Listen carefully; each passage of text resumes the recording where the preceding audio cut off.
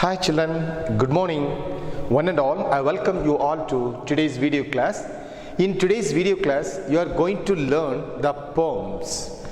First off session, you are going to learn second poem, the Laburnum top. In the second half of the session, you are going to learn another poem, that is the Voice of the Rain.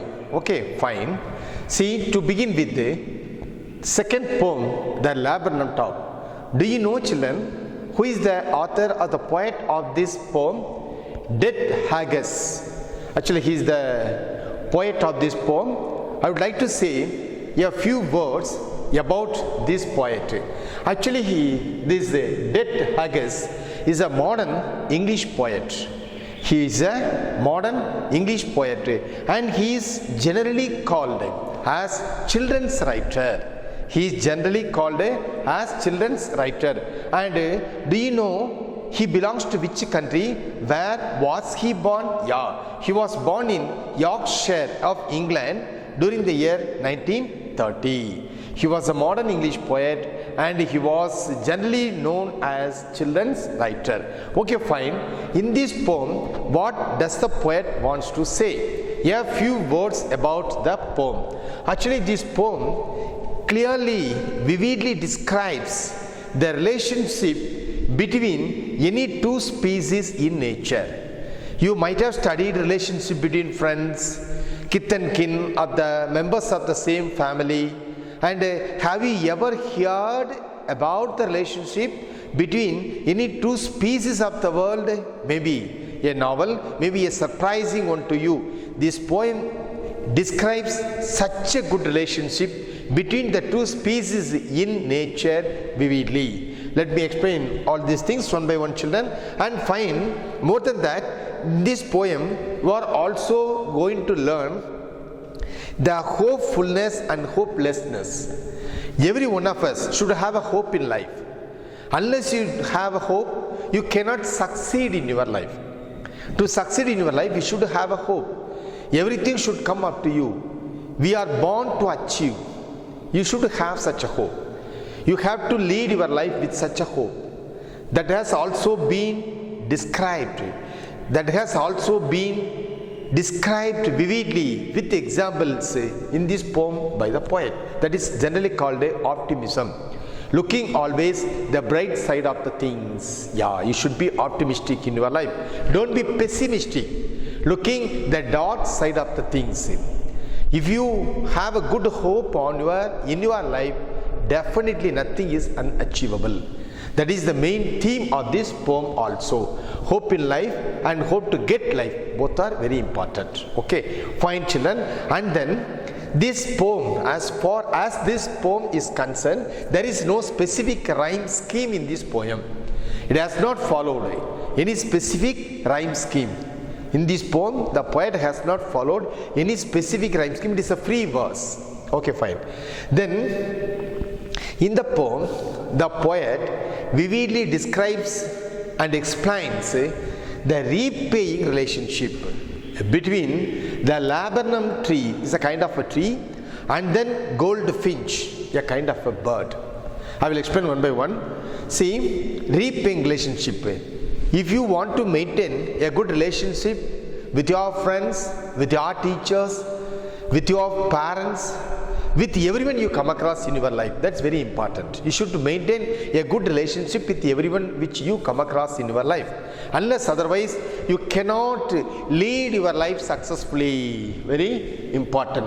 Okay, fine. Then let me give a brief description about the laburnum tree and goldfinch. Okay, fine. Laburnum is a kind of a tree. You know that you have seen many kinds of trees in and around your dwelling place, in the school campus. Wherever you go, there you can see some kind of trees. And they have many branches. The leaves are green in color. Some trees bloom, some trees bears the flowers of different colors. Okay, fine. So, this laburnum tree is also a kind of a tree. It is a short tree with hanging branches. It's a short tree with hanging branches. These kind of trees bears yellow flowers or flowers in yellow colors. Okay, fine. And they have poisonous seeds. So this laburnum tree is a short tree. The height of the tree is so short, and then it grows up to a short distance only, and with hanging branches. It has hanging branches, and it bears yellow flowers and poison seeds. Okay, fine. Then goldfinch. You might have seen birds. Many birds you have seen, and you want to play with the birds. Some birds can be kept as a pet at home also. You can keep parrot as a pet, dove, pigeon, isn't it? Okay, fine. So this goldfinch is also a kind of a bird. It's a small singing bird with yellow feathers on its wings. It's a small singing bird with yellow feathers on its wings. So once there was a laburnum tree, and it was often visited by a bird, goldfinch, and this goldfinch and laburnum, both of them were very good friends. They maintained a very good relationship with each other, and apart from these things, how they love each other. That is the main subject or the theme or focus of this poem. I will explain one by one, children. See, the poem starts with a description of a laburnum tree. Okay, children, now let me see line by line, word by word, meaning and substance of the poem. Okay, fine. This poem starts with the description of the laburnum tree. Once the poet just noticed a laburnum tree.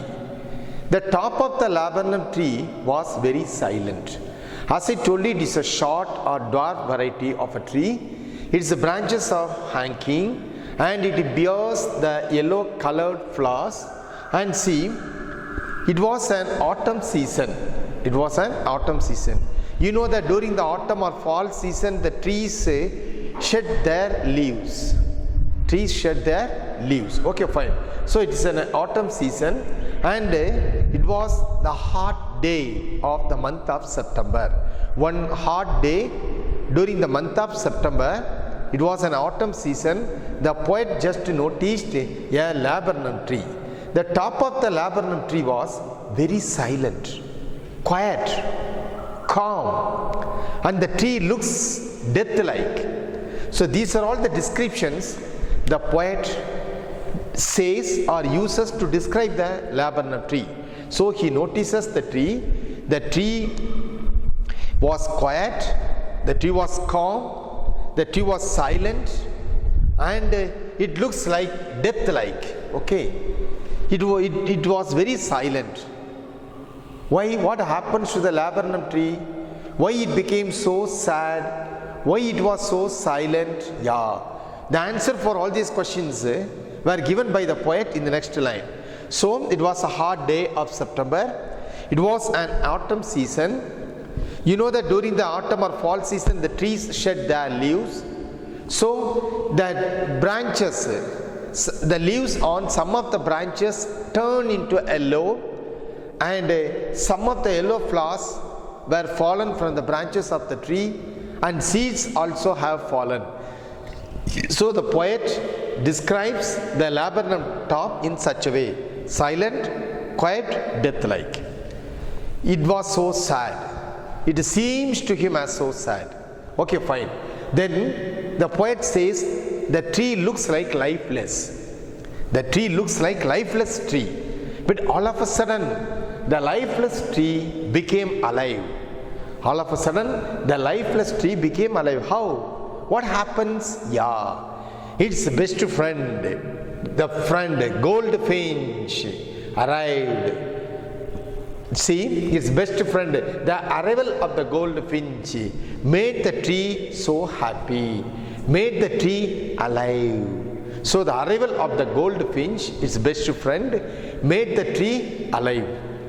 The bird came and just sat At the end of a branch, a bird, goldfinch came and it sat on the end of a branch and it makes chirp up sound. It makes chirp sound. The sound produced by the birds is called chopping. That you know that chirp up sound it produced. Here the poet describes the goldfinch bird. It was very stealthy in its movement. It was very stealthy in a hidden manner, in a concealed manner. Okay, it was very rapid, quick in its movement, rapid movement, alert.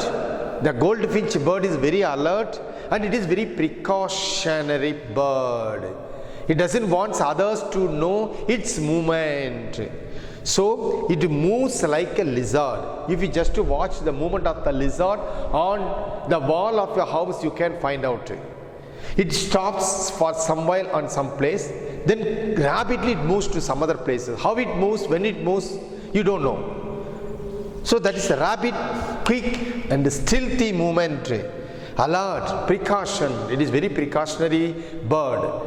So the poet compares this precautionary movement of this bird to a lizard. Okay, fine. So it came, sat on the end of the branch of a tree. It makes chopping sound. Then it moves towards the thickness of the branch of the tree. It moves towards the thickness of the branch of the tree. Why does it want to move amidst the thickness of the tree? Something was there. Yeah. It has built a nest secretly amidst the thick branches of the tree. Yeah, the goldfinch bird has built its nest amidst the thick branches of the tree, and it has kept its young ones safely in the nest. The young birds, the young ones. So it has kept its young ones, its young birds safely in its nest. Now from the end of the branch of the tree, it just moves stealthily towards the thickness of the branch. So it wants to feed the young ones. They were all waiting for its mother. So here the poet describes the love, infallible love, unconditional love that is always existing between a mother and her children. Yeah, quite nature, quite common. So it just stealthily moves towards the thickness of the branch. Why it moves? Because it wants to feed its young ones. It kept its young ones safely in the nest. It has built the nest amidst the thickness of the branch of the tree. So seeing its mother, the young ones started chirping. Seeing its mother, the young ones started chirping. They make vibrations. They started to flap the wings up and down. They were so happy. They expressed their happiness over seeing the face of its mother. They too make chirpings and vibrations, and it rocks the branches. It produces the machine. If an engine starts, how the machine starts to produce the sounds? When a machine starts in such a way, the birds after seeing its mother, they were so happy. They produced that much noise. They started to flap the wings. They produced the vibrations all over the branches of the trees. So it rocks the tree. And it produces a sound how a machine starts. When a machine starts by the engine, it produces a sound. That much sound was produced by the sweet, happy movements of these young ones after seeing its mother. Here the poet says, the laburnum tree and the goldfinch bird as an engine for the oil. You cannot make a machine to work without engine, isn't it? An engine is very much essential for to make a machine to work, to roll properly. Just like a human heart acts as an engine, it makes our body to move, to do its properly its work. In the same way, here the poet says the goldfinch bird as a machine, goldfinch bird as an engine for the machine. It's an engine for the birds, isn't it? How nice it is. So they were so happy. They produced such a sound and vibrations. They flap the wings.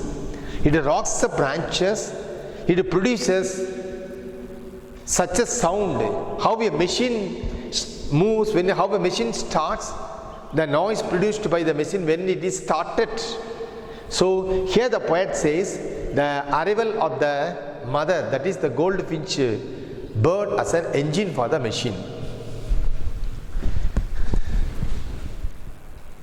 Look here, see, then the poet says the arrival of the mother bird, goldfinch, as an engine for the movement of the machine. So it feeds the young ones. The food is called the engine for the machine. What a good description the poet has made here. And after feeding its young ones, the mother bird wants to fly away to the limitless sky, because it has to go and find some food for the next meals. So it moves to the other branch. When from the branches where it fed the young ones, it moves towards the other branch. And finally it just sat on the branch of the tree, and there from the branch of the tree you can see the dark colored striped face of the goldfinch, because it was yellow in color, and the tree was also yellow in color, and the branches of the tree, the leaves of the tree, flowers of the tree, all were in yellow in color. Therefore only the face and the dark colored striped face only could be seen. Dark colored striped face could be seen. And then after reaching the end of the branch, it produces a chopping sound.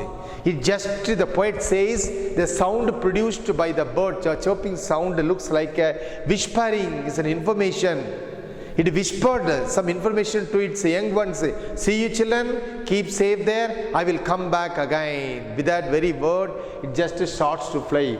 It make again the tree silent and death-like. When the goldfinch started to fly again, when it went away, the tree became so silent, quiet and death-like. So making again the tree, the laburnum tree, silent, death-like, the bird flew away to the limitless sky. The bird flew away to the limitless sky. Okay, fine. Yellow. What is the significance of that color? The poet has used this yellow color to refer to the leaves, because some of the leaves turned to yellow because it was an autumn season, sunlight yellow in color, and it also represents the silence, death and beauty. Okay, fine. Then here the poet bring in together two opposite scenarios: silent, death-like, silent. So in the first introduction of this introductory lines of the poem, the poet says death-like, that is the silent nature of the laburnum tree. Then it gives life to the young ones, because the mother bird has built its nest in between the branches of the tree. Therefore it gives life to the birds. So in the second scenario, the poet says it gives life. In the introductory lines of the poem, the poet says death-like. Then in the second part he says it's giving life to the birds. Okay, and so this is the total substance of the poem, children. Then What are the poetic devices has been used by the poet here? Alliteration. You know that repetition of the consonant sounds in the beginning of the consecutive words. So here September and sunlight. This alliteration has been used by the poet. Then the poet has used simile also. You know that comparison between two things, that is generally called simile as a poetic devices. Sleek as a lizard. When the goldfinch bird moves stealthily, because it doesn't want its enemies to identify, it doesn't want its enemies to know the place where it has kept its young ones, predators. It doesn't want the predators to know the place where it has kept its young ones. That is the things. Here the poet says, sleek as a lizard. It gently moves like that. And that is simile. The poet has also used metaphor and indirect comparison.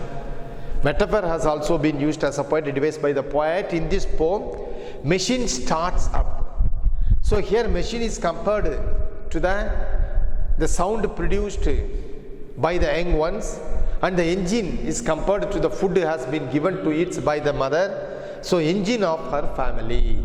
The food given to the young ones by the mother bird is called as a engine of a family. So, and two more devices has been used by the poet. And what are the other two? Personification.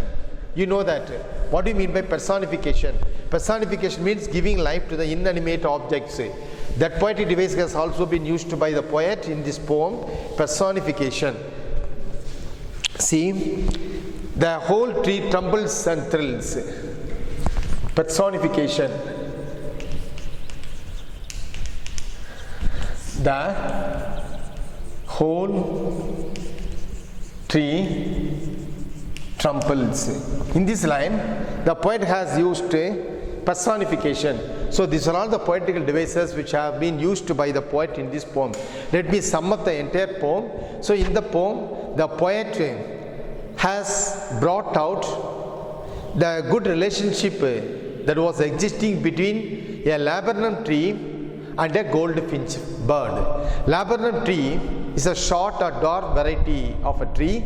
It has its branches are hanging.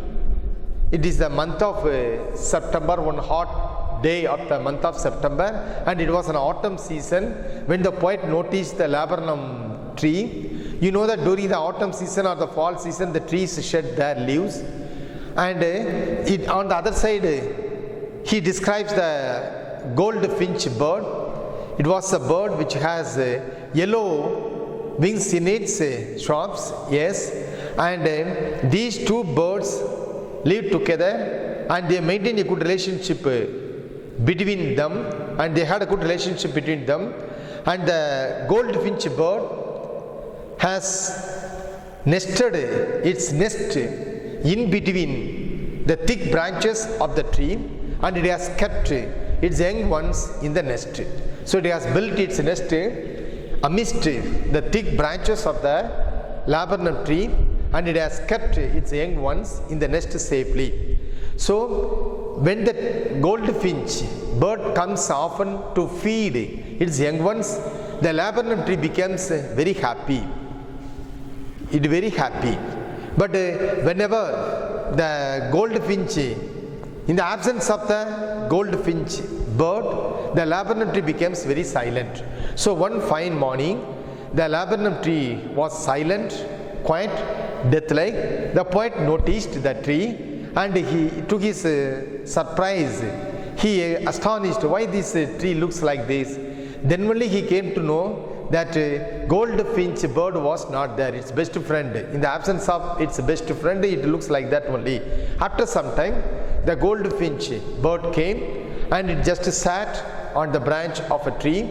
It produces the chopping sound, and then it was very alert and very active and stealthily precautionary bird, because it doesn't want its predators to know, or its enemies know. It doesn't want its enemies to know where it has kept its young ones. Therefore it stealthily moves towards the thickness of the laburnum tree. In between or amidst the thick branches of the tree, it has built its nest. Its young ones were there. Seeing the mother, the young ones were so happy.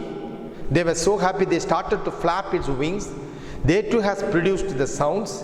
It produces the vibrations also. So due to that vibration, the entire tree rocks. It just looks like the sound produced by the machine when it starts up. Here the poet says the arrival of the mother as an engine for the machine. Without the engine you cannot just start the machine. So here the food provided to the young ones by the mother is called as an engine for the bird. And the tree, laburnum tree, gives life to once before the arrival of the goldfinch it was death-like. After the arrival of the bird, it became so alert, it became so happy. So it gives life to young ones. After feeding the young ones, the bird, the goldfinch, came and again sat on the branch of on the end of a branch. It produces the chirping sound once again, then making the tree again silent, it just flew away towards the limitless sky. The tree became silent. Here two things should be noted, children. Once, before the arrival of the goldfinch, the position of the tree, it was silent. Then after the arrival of the bird, how was the tree? Then the poet uses the color yellow to represent everything, the sunlight, the flowers, the death-like, the sadness and everything. So altogether in this poem, the poet describes us the good relationship that exists between the two things, the living birds and the tree in the world, in the nature. So it's quite common, it is quite surprising also sometimes. So what message you can learn from this poem? You too have to maintain a good relationship with your friends. Don't expect anything. So that is infallible love you must have with everyone else you come across in your life. You should maintain good relationship with your friends, with your neighbors, with your teachers, with everyone you come across in your life. Thank you, children. So next, first off session of this video class over. In the next session, second part, we are going to see another poem, that is The Voice of the Rain. I know that you are so happy when you hear this announcement that you are going to learn one more poem. Yeah, get ready, children. See this third poem, The Voice of the Rain, by Walt Whitman. You know that Walt Whitman, he was an American poet. Let me give you a brief description about the poet. Actually, he was an American poet. He was not only poet, he was also an essayist and a novelist. He was an influential poet. He was generally called as the father of free verse. So this poem, The Voice of the Rain, was composed by Walt Whitman. He was an American poet.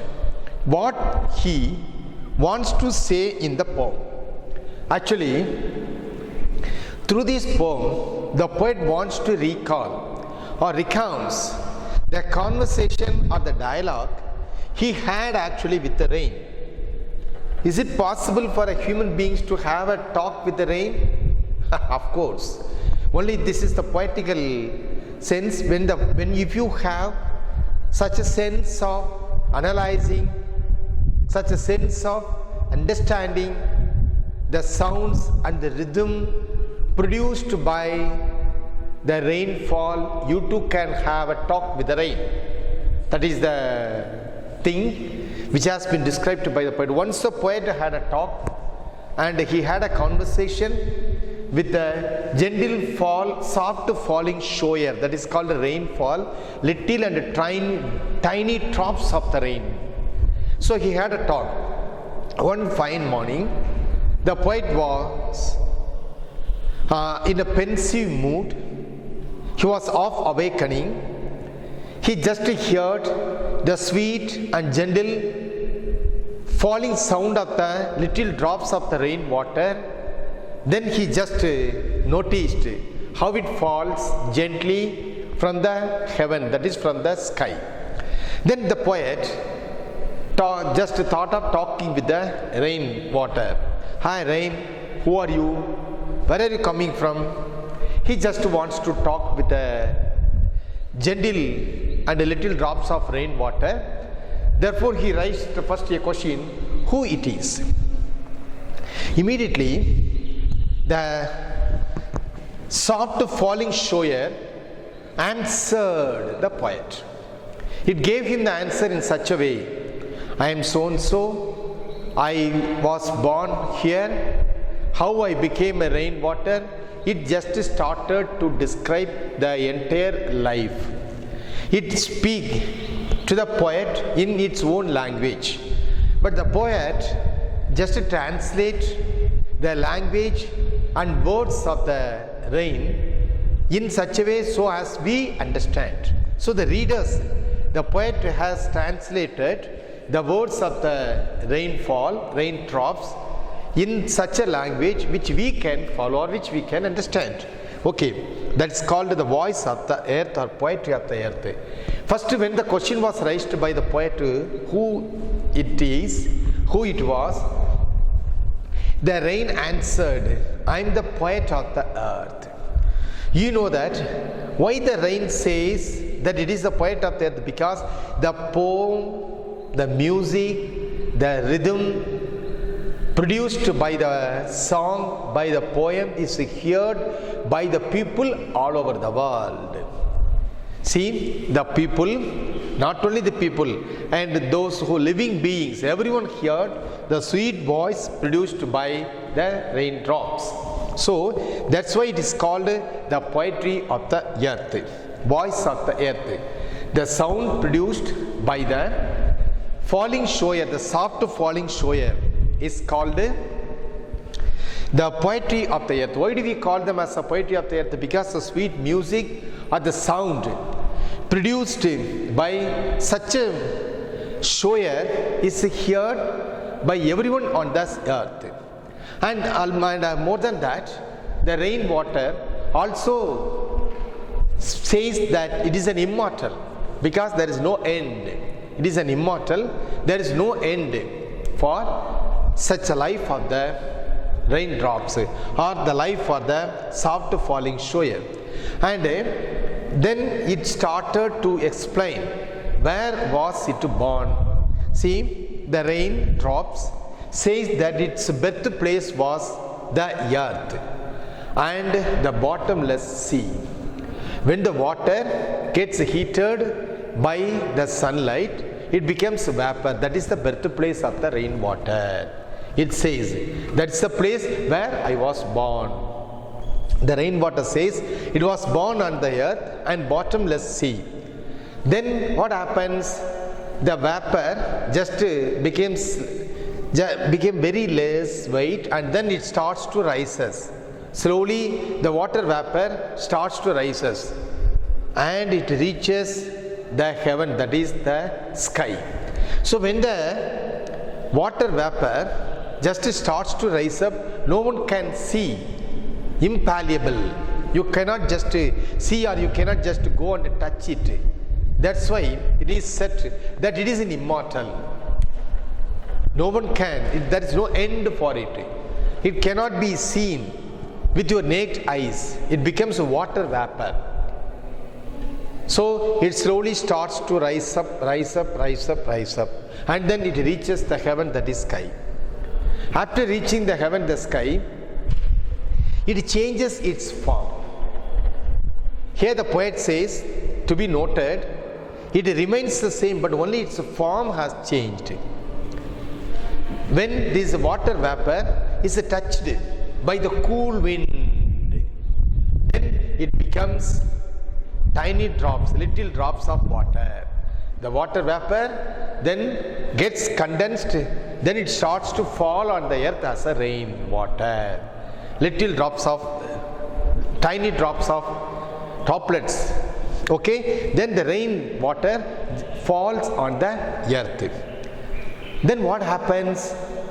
What magic it does? Yeah. Then when it falls on the earth, it gives life to the living beings of the earth. You cannot just imagine the vegetation, you cannot just imagine the life of the plants, animals, flora, fauna, all living beings. There is no existence in the world without rain. So when the rainwater falls on the earth, it helps everyone. How it helps, the rain explains. The raindrops says that it is helpful to the people in the following ways. First, it quenches the thirst of the people. Rainwater is the only source of water. It helps to quench the thirst. Okay, fine. Then when it falls, where it falls on the drought. Then it fills on the parches of the land. All the parches of the land were filled with water when the rain falls on the parched land. So it gets water. Then, besides quenching the thirst of the people, besides filling the drought of the land, parched land with water, it also washes away, the rainwater washes away the tiny particles on the surface of the earth, on the surface of the land. The dry and tiny particles, dusty layer of the earth is also washed away. So it cleanses the dirty land. It keeps the surface so clean, beautiful, and it gives life to dry earth. Simply you can say it gives life. So which is the birthplace of the rain? The earth and the bottomless sea. When the water gets heated and becomes water vapor, that is the only birthplace. So it becomes water vapor and it slowly starts to go up, rises up till it reaches the heaven. That is called the sky. Once if it gets the sky, then it gets changes in its form. Then it becomes condensed when it is touched by the cool air, cool wind. Then it starts to fall on the earth as a little drops, tiny drops of the rain water. Then it does its magic. So it's a wonderful raindrops. Yeah, it gives life to the dry earth. All the plants, and then it cleanses the surface, the dirty places, the dirty tiny particles, dusty layer of the earth are all cleaned by the rainwater. It gives life to dry earth. Besides, what are all the other ways through which it helps people as well as plants? We will see. Okay, children, it helps not only to quench the thirst of the people, it also helps in other ways. It helps seeds to germinate. You know that seeds are sleeping till it gets water inside. See inside the coffin, like this, inside the cover. Okay, so it helps the seeds to get its rebirth. So seeds are covered by the thick and thin layer. So till it gets water, it is sleeping. Once if it gets rainwater, it just starts to germinate. Here the poet says that it helps the seeds to get its rebirth. Very important. So the important function of the rain is very important, and it also comes out of the earth and it starts to grow. Once if it gets rains, it comes out of the earth, then it starts to grow, and the rainwater also helps the seeds to spread out. Then it becomes small plants, it becomes tender plants, then it becomes big plants. So the rainwater helps the seeds to grow, helps the seeds to spread out, it helps the seeds to get its rebirth. That's very important. Without rainwater, what will happen to the seeds? It simply lies hidden there. So remain hidden inside the cover. So to give life to the seeds, rainwater is very much needed. So with the help of the rainwater, the seeds get its rebirth, and then it is a continuous process, endless process, because here the poet says the rainwater beautifies the earth. The rainwater beautifies the earth. After beautifying the earth, after accomplishing all its work, after giving life to the plants, after giving life to the all living beings on the earth, after fulfilling the needs and the desire of all those people and the living beings on the earth, after sustaining the life of living beings on the earth, it comes back to its birthplace. Yeah. The rainwater, then when it falls on the earth, it comes back to its birthplace. In between, it gives life to its own source. Here the poet says, the rain gives life to its own source. Here the poet says that the rainwater is compared to the poet of the earth, the poem of the earth, the songs of the earth, because the songs, when a singer just starts to sing, the sweet voice, the rhythm, music and the tone reaches everywhere. It makes the people so happy. Then it comes back to the original place from where it emerges. That's important. So it is a mission. Here the poet says the rainwater as a mission. So it has its own function. So it starts to do its function. After completing the accomplishments of the mission, it comes back to its original place. It gives benefit to everyone else in the world. Then it again settles. It is realizing long cherished purpose. But when the rain starts to do all these things, when the rain starts to, it's doing its accomplishments, when it helps the people, when it sings its sweet song which is heard by all the people on the earth, it don't bother about whether they are paying attention to its song, whether they are paying attention to its mission, whether they are paying their attention towards its unexpected reward of the function. It least bother. It don't bother about all such things. Because whenever a person philanthropically does something for the benefit of everyone else, he least bother about the recognition of others. Whether everyone recognizes its function, it least bother. It doesn't bother. Okay, fine. So the rain is compared here by the poet as a singing bird. It's a song of the bird. It's a singing bird. Because the poet says it comes and original place, it comes from its origin, that is the earth. After completing its work, it goes back to its birthplace. That is very important. So after it is a mission. It has some purpose. It has some targets to achieve. After completing the task, after completing the assigned tasks and works, it has to go back to its birthplace. Then again it has to equip all the lost energy to go for a long travel. It's a never-ending process. The poet says, yeah, it is a never-ending process. Let me sum up. Once a poet was of awakening when he heard the sweet song, the sweet voice of the falling of the soft shower of the rainfall, the tiny rainfall drops from the heaven, from the sky. He gets disturbed by such a sweet song. Then he came out. Then he starts to talk with the raindrops. He asked, who are you? From where you are coming? When the poet asked these questions to the little and tiny raindrops, then the rain starts to answer him in its own voice.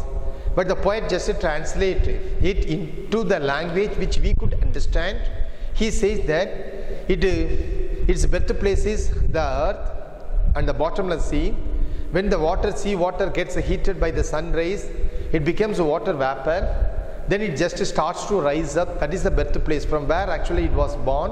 So it starts to rise up. Then slowly it reaches the heaven. That is, here the poet says that it is the sky.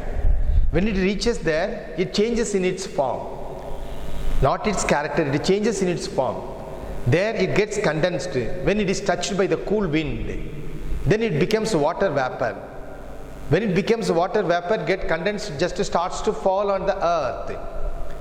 So it trenches See all the hollow places of the earth filled with water, scratches of the earth, and see sparks of the earth are filled with water. It quenches the thirst of the people all over the world. It gives life to all the living beings. So all the living beings on the earth gets its existence with the help of the rainwater. After fulfilling all the desires of these things, it also gives life to the seeds. The seeds are actually sleeping inside the cover. When it gets rainwater, it gets its life or rebirth. It allows the seeds to grow and sprout out. It becomes tender plants, small plants, and then big plants. So, yeah, and again, it also cleanses the tiny particles, the dust layer of the earth. It makes the places so beautiful, and everyone likes to live in the earth. It makes the earth as a place to live. There was a wonderful job done by the rainwater.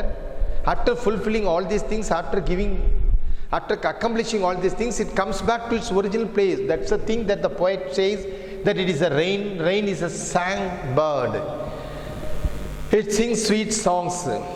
The rhythm of the song reaches everyone in the world, but doesn't expect any recognition from the people. Without expecting such a recognition, it started to accomplish its mission. It's a missionary work. So it has some object to achieve. It has done all these things. So after completing all its tasks, it goes back to its birthplace. What a nice things. Okay, fine. Here the poet uses the important poetic devices used by the poet in this poem is personification. You know that inanimate object, non-living things are considered as living things. That's called a personification. Here it has been, the poet has given a voice to the rainwater. Therefore, here the lifeless rainwater has been made as a rainwater with a life. So it's personified here by the poet. And then paradox. Assumption gives back to its own. So here the paradox has been used by the poet. Thank you, children. I hope so you could understand both the poems well. The laburnum tree, and just to go through the lines of the poem, and I have given very good explanation, and the substance of the poem has been dealt in today's video class. So with the help of the things which you have learned in video class, you can understand the substance, the content of the poem, then underline the hard words and just write the meaning above or over the words. Then you can easily read and comprehend the poem. And the second and the next poem, the voice of the rain also. So the Walt Whitman's poem is a very nice poem. So how the imagination has been used by the poet in this poem is very interesting to learn. And see, with the help of the good dictionary, you can get the meaning for the hard words. And I have also explained the meaning for the hard words also in today's video class. With the help of all such things, you can understand the poem well, children. And then, see, this video class is followed by the class works. I will send you the class works. That is the extract, the poem extracts for both the poems. You kindly write it neatly in your class work. And you will also be given with the worksheet, and just to try to answer the worksheets also. Whenever you are asked to submit it, you should be ready to do that. Okay, children, thank you. Have a nice day.